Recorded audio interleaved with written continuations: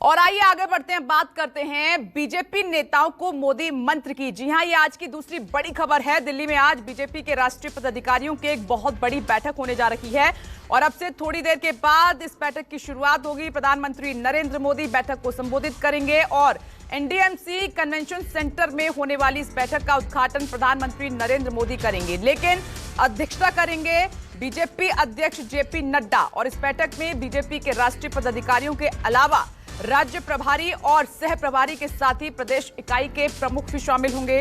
दरअसल कुछ ही महीनों में 5 राज्यों में विधानसभा चुनाव होने वाले हैं और बंगाल में बीजेपी ने अपनी पूरी ताकत झोंक रखी है। लगातार हम आपको दिखा भी रहे हैं, जबकि तमिलनाडु और केरल में भी बीजेपी की विशेष नजर है। बताया यह जा रहा है कि बैठक में चुनावी राज्यों के लिए पार्टी की रणनीति को और धार देने की रणनीति पर मंथन होगा। इसके अलावा दिल्ली में चल रहे किसान आंदोलन पर भी कुछ रणनीति इस बैठक में बन सकती है। राजधानी दिल्ली के एनडीएमसी कन्वेंशन सेंटर में बीजेपी की एक बड़ी बैठक होने जा रही है। पदाधिकारियों के साथ प्रदेश के अध्यक्षों के साथ, सह प्रभारियों के साथ ये बैठक दिल्ली के एनडीएमसी कन्वेंशन सेंटर में होने जा रही है। आप देख सकते हैं यहाँ पे जिस तरीके से फूलों से सजाया गया है। लेकिन सबसे महत्वपूर्ण आपको बता दें कि कोरोना काल के में सबसे बड़ी बैठक जो है पहली बार जो है दिल्ली में बीजेपी की हो रही है। और इस बैठक को इसलिए भी महत्वपूर्ण इस लिहाज से देखा जा रहा है क्योंकि 5 राज्यों में विधानसभा चुनाव होने हैं, जिसके तारीखों का ऐलान मार्च के पहले हफ्ते में उम्मीद की जा रही है कि चुनाव आयोग घोषित कर सकता है। यहाँ पे आपको दिखाना चाहेंगे किस तरीके से प्रधानमंत्री नरेंद्र मोदी के तस्वीरों के कटआउट यहाँ पे भारतीय जनता पार्टी के अध्यक्ष के तस्वीर का कटआउट यहाँ पे लगाया गया है। और आपको बता दें कि दिन भर ये बैठक चलेगी। जेपी नड्डा के अध्यक्ष बनने के बाद जो उनकी नई टीम का गठन हुआ, उसके बाद ये सबसे बड़ी बैठक इसको आप कह सकते हैं कि हो रही है। और जब 5 राज्यों में विधानसभा चुनाव होने हैं, पश्चिम बंगाल में जहां कांटे का मुकाबला होना है, असम में बीजेपी वापसी करती है या नहीं करती है, ये देखना होगा। तमिलनाडु में, केरल में, पुडुचेरी में पार्टी अपनी प्रेजेंस दिखाना चाहेगी, तो इसके मद्देनज़र ये बैठक की जा रही है, जहाँ पर प्रधानमंत्री सरकार की उपलब्धियाँ तो बताएंगे ही, साथ ही साथ प्रधानमंत्री अपने संबोधन में यह भी बताएंगे कि किस तरीके से चुनावी तैयारी में कार्यकर्ताओं को उतरना है। तो यहाँ पे दिन भर का कार्यक्रम है। सुबह 10 बजे से ये कार्यक्रम शुरू हो रहा है जो शाम 5 बजे तक चलेगा। प्रधानमंत्री के अलावा माना जा रहा है कि भारतीय जनता पार्टी के अध्यक्ष को संबोधित करेंगे, साथ ही साथ गृह मंत्री अमित शाह भी इस बैठक को संबोधित करेंगे। तो जाहिर तौर पर आज दिन भर का कार्यक्रम बीजेपी में और कोरोना काल में सबसे पहली और बड़ी बैठक आज दिल्ली में होने जा रही है, जहाँ पर प्रधानमंत्री बीजेपी के कार्यकर्ताओं को, नेताओं को विधानसभा चुनाव में जीत की राह दिखाएंगे। कैमरा विनाश के साथ मनीष कुमार, न्यूज़ 24 दिल्ली। और अब आपको एनडीएमसी सेंटर लिए चलते हैं, वहां पर मनीष कुमार लगातार मौजूद है। मनीष, आपके पास आते हुए देखिए, मुद्दे तो तकरीबन आपने अपनी रिपोर्ट में बताए कि इन पर फोकस रहेगा और ये बीजेपी की बैठक भी काफी महत्वपूर्ण है, जिसकी एक बड़ी जिम्मेदारी जेपी नड्डा के कंधों पर भी होगी क्योंकि वो अध्यक्षता करेंगे। यानी कि कुल मिलाकर चुनाव को लेकर, किसान जो आंदोलन कर रहे हैं उसको लेकर, या जो अन्य मुद्दे हैं उनको लेकर काफी हद तक बीजेपी की रणनीति क्लियर हो जाएगी आज इस बैठक में। बिल्कुल विपनेश, आपको बता दें कि कल भी बीजेपी के अध्यक्ष जेपी नड्डा ने एक बैठक ली थी कई नेताओं के साथ में। लेकिन यहाँ जो मैं तस्वीरें देख रहा हूँ, क्योंकि तस्वीरें आपको दिखाना बहुत जरूरी है, अपने दर्शकों को दिखाना बहुत जरूरी है। सबसे पहले मैं अपने कैमरा पर्सन को कहूँगा वो ऊपर दिखाएं। आप वहाँ पे एक नारा देखिए किस तरीके से लिखा हुआ है। ये प्रधानमंत्री का नारा है कि कड़ी मेहनत कभी थकान नहीं लाती, वह संतोष लाती है।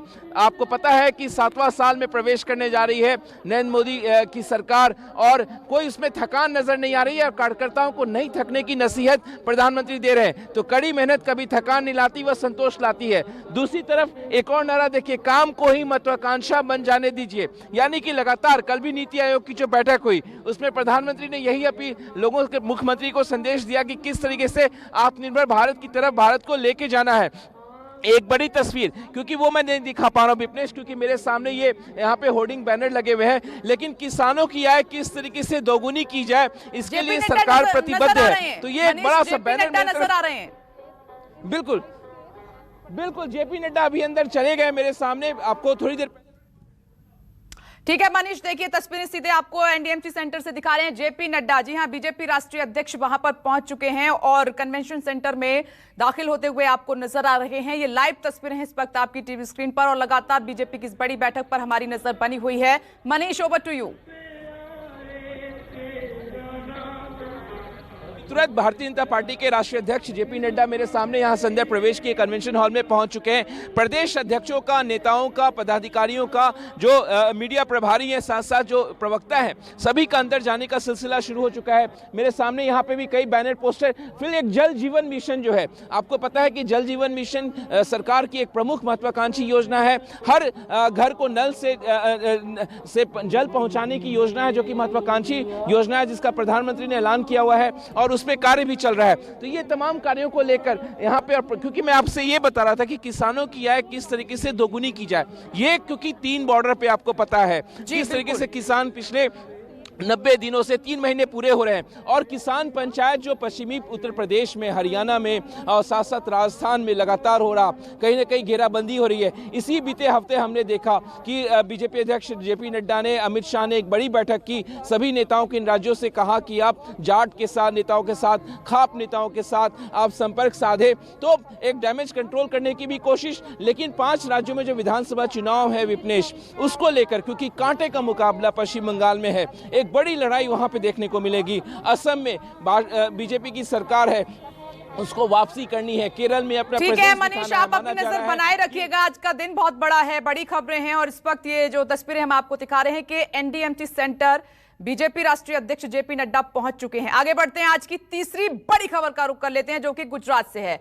गुजरात में 6 महानगर पालिका के लिए आज मतदान हो रहा है। वोटिंग सुबह 7 बजे से शुरू हो चुकी है और चुनाव में 2276 उम्मीदवार अपनी किस्मत आजमा रहे हैं। अहमदाबाद, सूरत, वडोदरा, राजकोट, जामनगर और भावनगर नगर निगम के लिए 575 सीटों पर वोट डाले जा रहे हैं।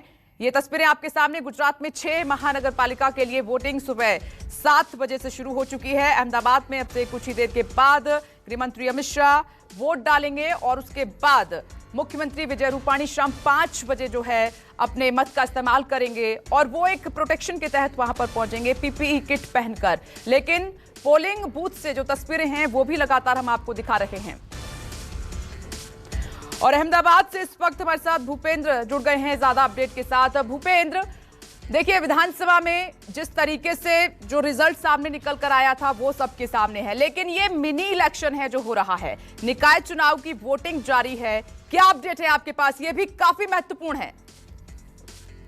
6 महानगर पालिका के चुनाव है जो गुजरात के सबसे बड़े 6 बड़े शहर हैं, अहमदाबाद, राजकोट, वडोदरा, सूरत, जामनगर और भावनगर। जहां की करीबन 575 सीटों पर 2200 से ज्यादा उम्मीदवार खड़े हैं, जिनकी किस्मत आज पोलिंग बूथ में, मतपेटी में बंद होने जा रही है। और मैं इस समय अहमदाबाद के नारायणपुरा इलाके में मौजूद हूं, जहां पर कुछ देर पहले, कुछ सेकंड पहले ही अमित शाह जो है वो अपना वोट डालने के लिए यहाँ पर पहुंचे हैं, अपना वोट कास्ट करने के लिए।